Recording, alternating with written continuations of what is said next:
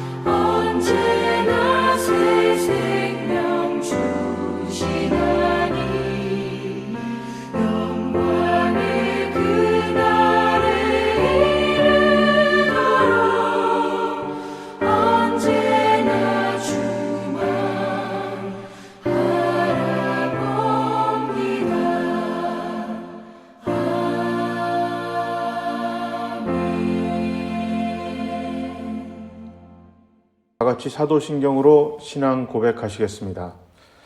나는 전능하신 아버지 하나님, 천지의 창조주를 믿습니다. 나는 그의 유일하신 아들, 우리 주 예수 그리스도를 믿습니다. 그는 성령으로 잉태되어 동정녀 마리아에게서 나시고 본디오 빌라도에게 고난을 받아 십자가에 못 박혀 죽으시고 장사된 지 사흘 만에 죽은 자 가운데서 다시 살아나셨으며 하늘에 오르시어 전능하신 아버지 하나님 우편에 앉아 계시다가 거기로부터 살아있는 자와 죽은 자를 심판하러 오십니다. 나는 성령을 믿으며 거룩한 공교회와 성도의 교제와 죄를 용서받는 것과 몸의 부활과 영생을 믿습니다. 아멘. 교회 소식 전하겠습니다. 원래대로 예정대로 하면 오늘은 2020년 부활주일 예배입니다. 그런데 지금 코로나19로 인해서 부활절 예배를 잠정 연기하기로 결정하였습니다. 그 부활절을 모여서 예배를 드려도 온라인으로 드려도 또 저희가 연기를 해도 모두 다 부담 가는 상황임은 분명합니다. 하지만 예배는 하나님을 만나고 그 만남을 통해 하나님의 백성이 영육으로 풍성해지는 것이고 그 다음에 사랑이 전달되어서 사람을 살리고 회복하는 것이라고 믿습니다. 그런 의미에서 보면 온라인 예배를 드려도 무난하겠지만 부활절만큼은 저희들이 함께 모여서 우리도 예배를 드리면서 서로 위로하고 회복했으면 좋겠고 또 이 지역에 있는 사람들이 우리가 모여서 예배를 드림으로 인해서 현재 상황에 좀 불안하거나 또 교회가 지탄을 받으면 안 되지 싶습니다. 그래서 다시 정상화가 되어서 예배를 모여서 드릴 수 있는 그날을 2020년 부활절 예배로 드리도록 하겠습니다. 잠정 연기할 것이고요. 온라인 예배는 당분간 계속 이런 식으로 드리도록 하겠습니다. 여러분 헌금을 해주셔서 진심으로 감사드립니다. 온라인으로 계속 해주시고 그 계좌 이체 이런 것이 힘드신 분들은 교회에 잠시 들르셔서 그 헌금함에 넣어주시면 제가 그 주중에 자주 교회에 나옵니다. 그래서 헌금을 따로 정리하도록 하겠습니다. 혹시나 좀 너무 재정이 어려워서 헌금을 하지 못하시는 분들은 너무 마음에 부담 가지지 마시고요. 곧 이 문제가 재정의 문제 또 경제의 문제가 회복되리라고 믿고 우리 함께 기도하시고 훗날 더 큰 감사로 하나님 앞에 감사하는 그날이 올 수 있도록 여러분 계속해서 함께 기도해 주시면 감사하겠습니다. 아침마다 제가 이제 묵상 말씀과 음성을 이제 보내드리고 있는데요. 여러분 계속해서 말씀 보시고 또 이렇게 음성도 들으시면서 영적인 생활 또 우리 영성을 위해서 믿음 생활을 위해서 함께 노력하시면 좋겠고 이제 앞으로 예배나 모든 일정이 어떻게 될지는 여러분 계속해서 여러분들에게 추후 공지해 드리도록 하겠습니다. 감사합니다. 하나님 말씀 보시겠습니다. 하나님 말씀은 신약성경 누가복음 6장 6절부터 11절 말씀입니다. 제가 한번 읽겠습니다. 또 다른 안식일에 예수께서 회당에 들어가서 가르치시는데 거기에는 오른손이 오그라든 사람이 있었다. 율법학자들과 바리새파 사람들은 예수를 고발할 구실을 찾으려고 예수가 안식일에 병을 고치시는지 엿보고 있었다. 예수께서 그들의 생각을 아시고 손이 오그라든 사람에게 말씀하셨다. 일어나서 가운데 서라. 그래서 그는 일어나서 섰다. 예수께서 그들에게 말씀하셨다. 너희에게 물어보겠다. 안식일에 착한 일을 하는 것이 옳으냐? 악한 일을 하는 것이 옳으냐? 목숨을 건지는 것이 옳으냐? 죽이는 것이 옳으냐? 예수께서 그들을 모두 둘러보시고 그 사람에게 명하셨다. 내 손을 내밀어라. 그 사람이 그렇게 하니 그의 손이 회복되었다. 그들은 화가 잔뜩 나서 예수를 어떻게 할까 하고 서로 의논하였다. 규칙은 참 중요합니다. 그러니까 이 법칙, 규칙, 법을 지키지 않으면 혼란이 찾아옵니다. 그래서 규칙은 질서를 가져오고요. 반대로 규칙을 지키지 않을 때는 무질서, 혼란이 발생합니다. 그래서 규칙을 잘 지키는 사람이나 단체는 칭찬을 받고 반대로 규칙을 잘 따르지 않을 경우에 비난을 받고 심하면 제재를 받습니다. 하나님은 질서의 하나님이십니다. 창세기 1장 1절과 2절은 이렇게 시작합니다. 태초에 하나님이 천지를 창조하셨다. 땅이 혼돈하고 공허하며 어둠이 깊음 위에 있고 하나님의 영은 물 위에 움직이고 계셨다. 아멘. 하나님이 세상을 창조하기 전에는 세상은 혼돈, 무질서였습니다. 그런데 하나님은 빛부터 시작하여 6일 동안 세상을 창조하시고 질서를 만드셨습니다. 그리고 사람이 선악과를 먹고 타락한 후에는 세상의 규칙이 깨졌습니다. 자, 그래서 하나님은 이 깨진 세상의 규칙과 사람들이 이 혼란 속에서 어지럽고 힘들게 살기를 원치 않으셔서 하나님의 법을, 하나님의 규칙을 다시 주셨습니다. 세상과 인간들의 그런 질서를 다시 바로잡기 위해서였습니다. 그 법이 바로 하나님 말씀입니다. 자, 이처럼 하나님은 인간과 세상의 질서를 위해서 법을 주셨습니다. 그런데 태초부터 지금까지 우리 신앙의 역사 안에서 이 하나님의 법, 하나님의 말씀을 끝까지 잘 따르는 사람들은 정말 드뭅니다.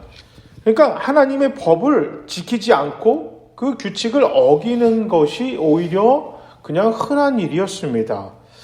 자, 그럼에도 불구하고요, 유독 하나님이 주신 규칙 중에 잘 지키는 한 가지가 있습니다. 그것이 바로 안식일을 지키는 거였습니다. 자, 특히 이제 이스라엘 사람들은 이거에 관해서만큼은 아주 철저하게 잘 지키는 편이었습니다.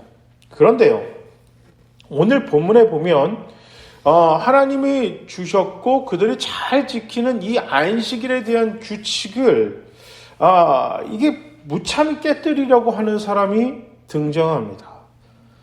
아주 무시해요. 바로 이 사건이 왜 중요하냐면 지금 이 법을 지키지 않는 사람이 아주 중요하기 때문입니다. 그 주인공이 오늘 본문에 등장하는 우리 예수님입니다. 요한복음 1장 1절과 3절은 이렇게 시작합니다. 태초에 말씀이 계셨다. 그 말씀은 하나님과 함께 계셨다. 그 말씀은 하나님이셨다. 그는 태초에 하나님과 함께 계셨다. 모든 것이 그로 말미암아 창조되었으니 그가 없이 창조된 것은 하나도 없다. 아멘. 다시 말해 예수님이 하나님이시고 세상을 창조하신 분이 예수님이시고 질서를 만드신 것도 예수님이시고 그 질서의 규칙을 이 땅에 주신 분도 예수님이십니다. 그렇게 생각하면 오늘 본문은 정말 이상합니다. 규칙을 만든 사람이, 그 만든 분이 규칙을 깨뜨리고 있습니다. 저는 야구 광팬이에요. 야구를 굉장히 좋아하는데요. 야구에 이런 말이 있어요. 야구는 투수 노름이다. 그만큼 투수가 경기의 승패를 좌우하는데 굉장히 중요하기 때문입니다. 그런데요, 최근에 좀 이렇게 안타까운 그런 말이 계속해서 등장합니다. 야구는 심판 노름이다. 이런 말이 등장합니다. 심판의 판정으로 인해 경기의 승패가 좌우되는 경우가 많다. 그러니까 정확하지 않은 심판의 판정을 비판하는 데서 나오는 말이거든요. 그래서 야구의 강국인 그 미국의 메이저리그에서도 이 심판 문제가, 이 판정에 옳고 그른 그 문제가 참 첨예하게 이렇게 드러나서 AI 심판, 그 로봇 심판을 경기에 적용하면 어떻겠냐. 그거를 이제 사용하는 거 어떠냐라는 것으로 이제 많은 이제 이슈가 되고 있고요. 그래서 실제로도 독립리그나 이렇게 저 하부 이제 마이너 리그에서는 이거를 실제로 연습 경기나 이럴 때 한번 적용해 보고 있습니다. 오늘 본문은 그런데 심판이 규칙을 지키지 않고 있는 것, 지금 바로 그 상태예요. 이게 무슨 일인가? 자, 선수가 규칙을 지키지 않으면 심판의 제재를 받잖아요. 그런데 심판이 경기 중에 규칙을 지키지 않으면 이거 뭐 어떻게 합니까? 이건 진짜 혼란, 아주 그냥 경기가 난잡해지는 거거든요. 또 오늘 본문이 이랬어요. 자, 제가 결론부터 이야기하겠습니다. 예수께서는 안식일을 포함한 모든 하나님의 규칙과 법의 중심은 사람을 살리는 것이라고 말씀하고 계십니다. 그러니까 하나님의 법의 모든 중심 핵심은 사람을 살리고 회복시키는 것, 생명을 보호하는 것, 보존하는 것, 이것이 하나님의 법의 가장 핵심이고 가장 중심이다. 이렇게 이야기하고 계십니다. 뭐 당연히 이 말에 많은 분들이 동의하실 거예요. 그런데요, 우리가 동의하는 것과 우리가 아는 것과 실제로 그렇게 사는 것은 상당히 다릅니다. 자, 목적을 상실한 규칙은 이상한 모습으로 성장합니다. 그리고 굉장히 단단해져요. 그래서 원래 그 목적이 발견되어도요, 지금 이상하게 변해버린 자신의 규칙과 이 형식을 깨뜨리지 않습니다. 목적이 효력을 발휘하지 못하게 만듭니다. 아주 옹골지게 이상하게 변해버립니다. 오늘 본문의 그날도 예수님은 어김없이 회당에 들어가서 말씀을 가르치고 계셨습니다. 자, 이스라엘은 각 지역의 성전을 세울 수 없었기 때문에 성전이 있는 예루살렘을 제외하고 모든 지역에서는 성전의 기능을 수행하는 회당을 건축했습니다. 자, 거기서 그들은 예배도 하고 성경도 배우고 기도도 했습니다. 자, 그 회당 안에 지금 예수님이 들어가셨고 지금 사람들이 있었고 오늘 손이 아픈 한 사람이 있었습니다. 손이 오그라드는 병자였습니다. 이 병은 태어날 때부터 가진 선천적인 병이 아니고 후천적으로 발병한 겁니다. 질병이나 사고로 인하여 오른손이 더 이상 활동을 멈추는, 그러니까 더 이상 사용하지 못하는 그런 상태를 의미합니다. 오늘 누가복음의 저자 누가는 의사입니다. 그래서 이 사람의 병이, 지금 이 사람이 갖고 있는 장애가 어떤 것인지 정확하게 판단하고 있습니다. 그리고 오른손이 오그라들었다라고 해서 오른손을 특별히 지목하고 있는데요. 이 말은 이 사람은 생존할 수 있는 노동력을 완전히 상실했다라는 그런 의미입니다. 왜냐하면 이스라엘 사람들은 대부분 노동을 할 때 오른손을 사용하여서 일을 했습니다. 이것이 그냥 그 유대인의 관습이에요. 그렇기 때문에 내가 오른손의 기능을 상실했다는 얘기는 이 사람은 그 당시에 그 노동을 가지고 생활할 수 있는 모든 환경이 불가능해졌다. 지금 성경은 이렇게 먼저 이야기합니다. 자, 그런데 이 회당 안에는 이전에 안식일 문제로 먼저 예수님하고 부딪혔던 사람들이 있었어요. 그 사람들이 누구냐? 바리새인과 이게 서기관들이었습니다. 즉시 그 사람들도 있었어요. 그런데 이 사람들은 몸이 아픈 사람들을 이 사람들도 확인했어요. 그런데 그 사람의 아픔을 보고 안타까워하거나 뭐 좀 어떻게 하면 도와주지 이렇게 생각했던 것보다 예수가 이 환자를 어떻게 하나 지켜보자. 지금 이런 태도를 갖습니다. 7절입니다. 율법학자들과 바리새파 사람들은 예수를 고발할 구실을 찾으려고 예수가 안식일에 병을 고치시는지 엿보고 있었다. 이러한 심령의 상태를 성경은 완악하다, 악하다, 아주 악하다 이렇게 표현하고 있습니다. 게다가 마태복음 12장 11절에 예수님이 그들을 어떻게 비판하시냐면 그들은 안식일에 구덩이에 빠진 자신들의 양을 건지며 자기의 재산은 아낄 줄 안다.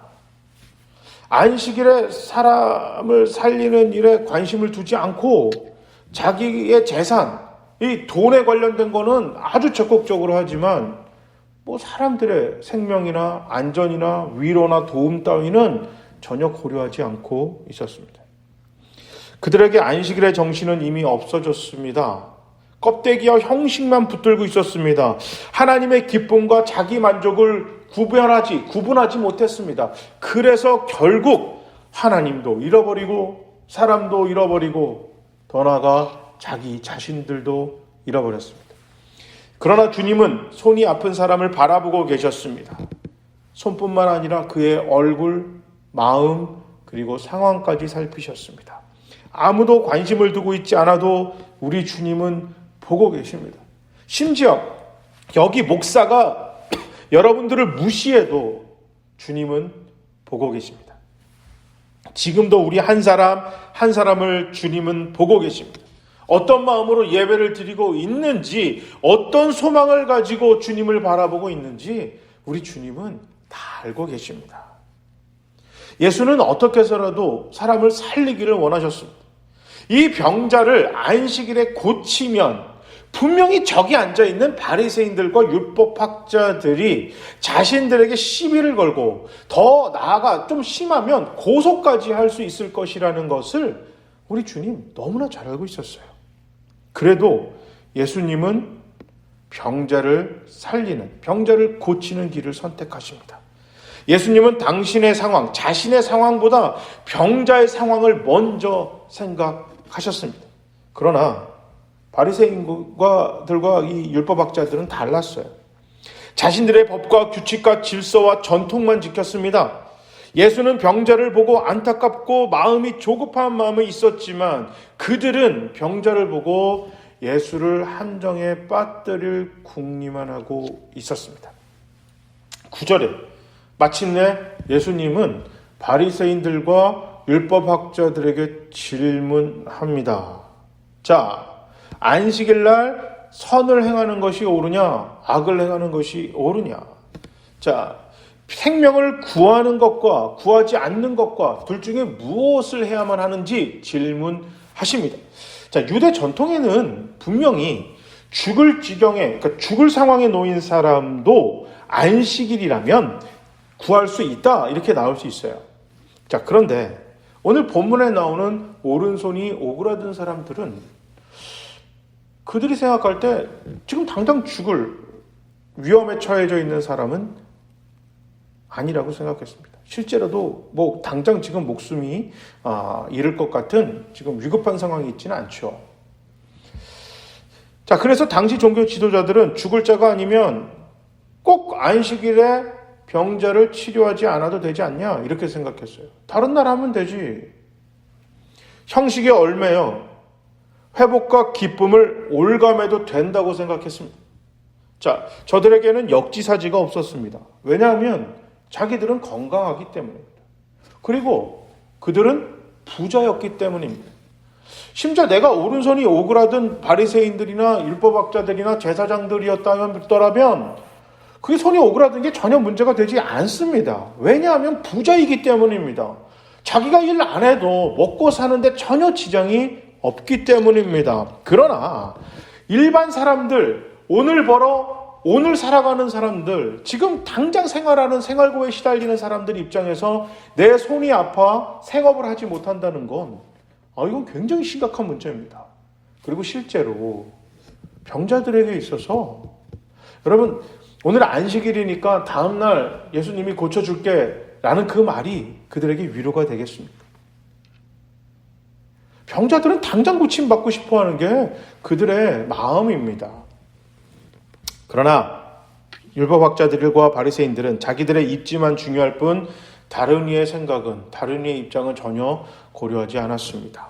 자, 이 상황 속에서 예수님은 병자에게 너의 손을 내밀라 이렇게 말씀하십니다. 10절입니다.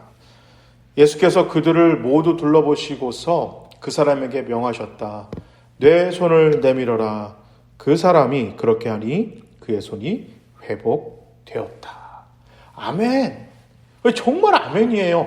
결국 그는 손을 내밀었고 그 순간 손이 회복되는 기적을 체험했습니다. 안식일 날 이 놀라운 기적을 보여주셨습니다. 주님이 모든 사람들에게 선명하게 안식일은 선을 행하는 날이고 생명을 살리는 날인 것을 분명하게 보여주셨습니다. 자, 마가복음 3장 27절에 보면 주님은 안식일에 대해서 이렇게 이야기하십니다. 사람이 안식일을 위해 있는 것이 아니고 안식일이 사람을 위해 존재한다.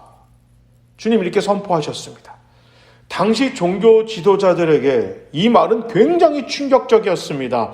왜냐하면 자신들이 가장 잘하는 것이 실제로는 가장 못하는 것이라고 예수님이 지적하셨기 때문입니다. 그들은 단지 안식일에 아무것도 하지 않는 것을 잘했을 뿐입니다. 사람을 살리고 사람의 생명을 위하고 그들을 위로하고 돕고 함께 격려하는 그런 예수님이 하나님이 직접 이 땅에 안식일을 준 그 목적 자체를 그들은 전혀 지키고 있지 않았기 때문입니다. 출애굽기와 신명기에 명시된 안식일 규례는 딱 두 가지 내용으로 압축됩니다. 6일 동안 열심히 일하고 7일째 되는 날 푹 쉬어라. 그 집안 사람, 종이나 손님까지도 심지어 동물조차도 할 것 없이 모두 쉬어라. 쉽게 말해 안식일은 하나님으로부터 허락받은 회복의 날이었습니다.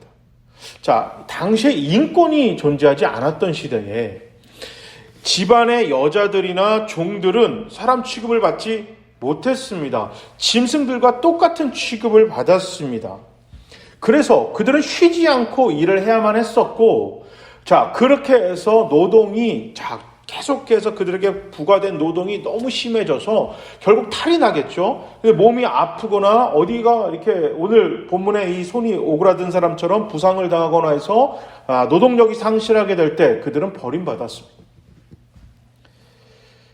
그래서 고대 노동이 주 업무였던 고대 사회에 일주일에 하루를 푹 쉬는 것은 생명의 연장이었고 보호였고 안전이었습니다. 아무것도 하지 않는 것이 주된 목적이 아니었습니다. 안식일 날 아무것도 하지 말고 쉬어라라는 얘기는 우리 영과 육체가 회복되고 풍성해지라는 목적이었습니다. 이것은 단지 안식일에 국한되지 않습니다. 하나님의 계명은 모두 당시 사람들의 생명과 연결되어 있습니다. 당시 종교는 개인의 믿음을 넘어 국가와 사회의 기초이자 생활이었습니다. 그래서 10계명의 제1계명부터 하나님 말고 다른 신을 섬기지 말라는 것은 당시 세계관에서 생명의 안전을 보호받을 수 있는 가장 기초 장치였습니다.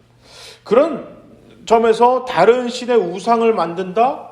그러니까 지금 우리 민족과 우리 사회에서 믿는 신이 아닌 다른 민족이, 다른 사람들이, 다른 국가가 섬기는 그런 신의 우상을 만든다는 얘기는 목숨을 건 아주 위험천만한 일이었습니다. 그러니까 그런 거 하지 말아라. 하나님의 이름을 부당하게 부른다는 것은 거짓으로 하나님의 이름을 들먹이며 사기치지 말라는 것이고, 아버지와 어머니를 공경하라는 것은 효를 강조한 것이 아닙니다. 효를 강조한 것이 아니고, 당시 이스라엘과 그 고대 근동 지역에서 노인이나 어린아이들은 최약체였습니다. 아주 약한 계급이었어요. 왜냐하면 아까 노동이 인간이 할 수 있는 노동이 가장 주된 업무였던 사회, 그런 시대에서 나이가 많은 노인들이나 어린아이들은 노동력이 없습니다. 노동 생산력이 없죠. 그렇기 때문에 그들은 대접받지 못했습니다. 그래서 늙으면 버림받았어요. 진짜 안타까운 얘기인데 정말 버림받았습니다.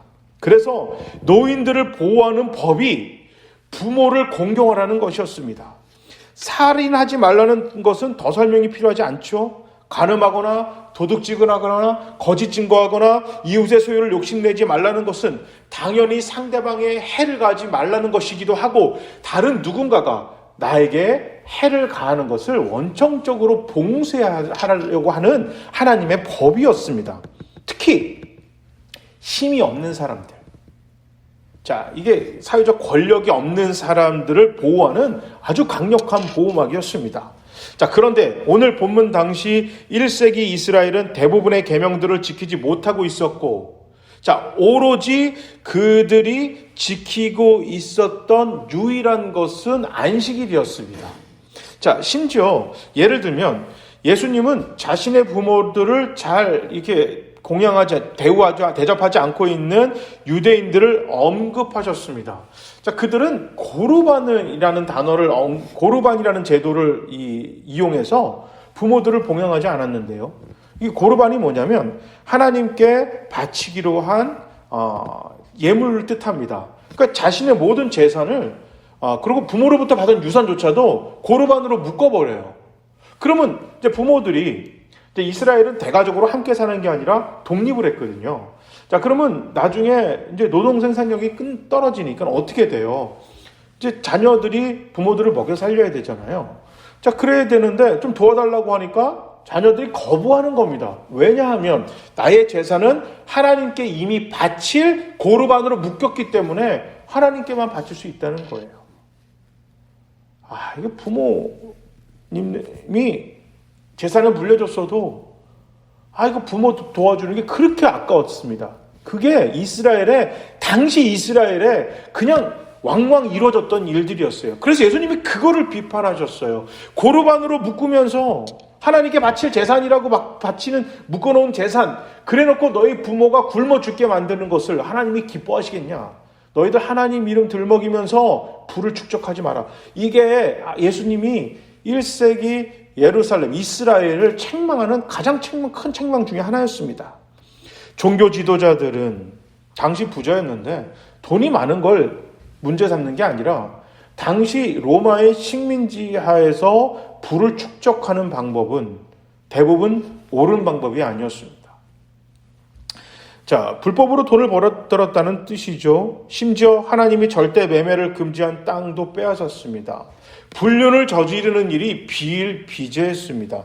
자, 결국 예수님 시대 당시 종교 지도자들이 내세울 만한 율법을 지키는 것은 오직 안식일, 거의 유일하게 그것밖에 없었어요. 나머지는 지킬 생각도 신용도 하지 않았습니다.